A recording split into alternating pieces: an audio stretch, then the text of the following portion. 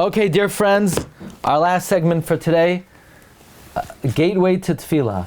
This series is dedicated by my dear friend Rabbi Rose and family, Elazech Nishmas, his brother, Tzvi and Levi Yitzchak, and the Sham Shav and Aliyah, Shiurim, Meos, Yoshev, his whole family, I'd be Askel Tzedek.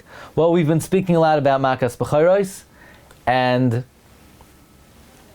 I would like just to spend a few moments focusing on the mention of Makkas Bechoros in davening and pointing out a contrast to how we refer to it in the morning as opposed to the evening. We mentioned the Yerushalmi, that the Mishnah Berurah brings down, the Torah brings down, that in Emes V'Yatziv and in Emes V'Emunah you have to mention Malchus, you have to mention Makkas Bechoros, you have to mention Kriyas Yamsuf. In the morning we say as follows: Kol Bechoreim Haragta Uvecharcha Ga'alta. All of their firstborn you killed, and your firstborn you redeemed. That's how we say it in the morning. It seems like, in a way, a nice way to remember Makkas Bechoros. You killed their firstborn, and thereby you redeemed your firstborn. However, Mariv, it gets a little bit more fierce. How do we refer to Makkas Bechoros in Mariv? Hamakeh be'evrasoi kol bechorei Mitzrayim. You smote in your anger all the firstborn of Egypt. All of a sudden, it gets angry now. Why? Why the difference? Why in the morning we say it in a nice way, and in the evening we say it in a fierce way? Says Rabbi Yitzchak Hutner, the Gemara Brachas on Daf Yud Beis says, what's the source for Emes V'Yatziv, Emes V'Emunah? The source is, Lehagid baboiker chastecha ve'emunascha baleilos. Lehagid baboiker, in the morning we relate God's chesed. Ezra savoiseinu atuhu me'olam. But in the evening, ve'emunascha baleilos, emes ve'emunah. The morning is a time of chesed, so therefore, Lahagid baboiker chasdecha. And the Tefilla is formulated as an expression of chesed. The night is a time of midas hadin. The format of the Tefilla is emunah.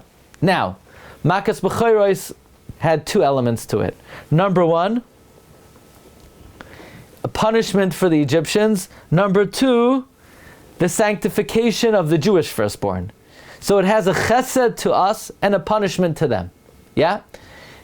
On the one hand, there was a punishment to them, but it also sanctified the Jewish firstborn.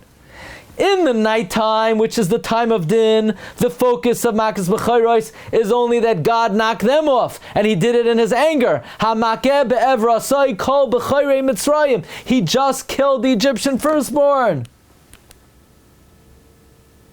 However, in the morning, which is a time of chesed, the focus is not on God's anger, the focus is on the chesed He did to us. You know what the chesed is?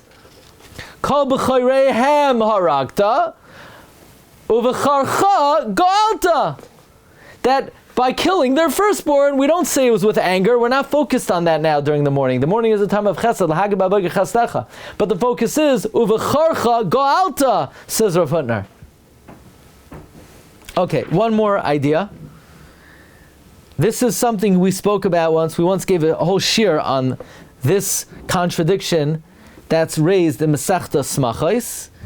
But Reb Shlomo Zalman Auerbach and my friend Reb Nosson Walder also pointed this out to me. Says that this contradiction in Masechtas Smachos will be able to help us understand the discrepancy between the lashon that we say by Mariv and by Shachris, because there's another discrepancy. Listen to this. Listen, get very carefully. In the morning we say, Mi Mitzrayim ge'altanu, you redeemed us from Egypt. Kol b'choreim haragta, and you killed the firstborn. First you redeemed us, then you killed the firstborn. By the way, is that the order? We left in the morning, and the firstborn died in the night. Why do we say, Mi Mitzrayim ge'altanu, Kol b'choreim haragta? In the nighttime, we say, Hamakeh kol b'char Mitzrayim, vayoytzias amo Yisrael. He hit the firstborn, and then we left. So what was it? What came first? At night we say God hit the firstborn, and then we left. In the day we say that God redeemed us, and then He killed the firstborn. You know, in Masechta Smachos, they ask a stira. It says, Vayehi b'chatzi halayla, Vashem hika kol bechar be'eretz Mitzrayim, that God smote the firstborn at midnight. And then it says, Kili kol bechar b'yoyim ha'koisi kol bechar be'eretz Mitzrayim, that God did it during the day. Says Rabbi Yochanan, He hit them in the night, and their soul was ebbing away until the morning. It's a parable.